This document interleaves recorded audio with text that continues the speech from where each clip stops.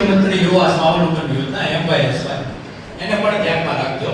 તમારા પ્રાઇવેટ કોલેજની અંદર જો એડમિશન લેવાનું હોય, એન્જિનિયરિંગ હોય, મેડિકલ હોય, અથવા તો પ્રાઇવેટ કોલેજમાં BA BCom કરવાનું હોય, BCA કરવાનું હોય, તો આ MYSY સ્કોલરશિપ છે એ તમને મળી શકે, તો એને પણ ધ્યાનમાં રાખજો.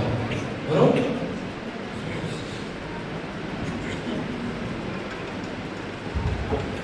પછી આ ઇન્સ્પાયર સ્કોલરશિપ છે, એટલે 12 સાયન્સમાં બોર્ડની પરીક્ષાની અંદર 1% વિદ્યાર્થીમાં જેનું સ્થાન હોય ને એને ઇન્સ્પાયર સ્કોલરશિપ મળે.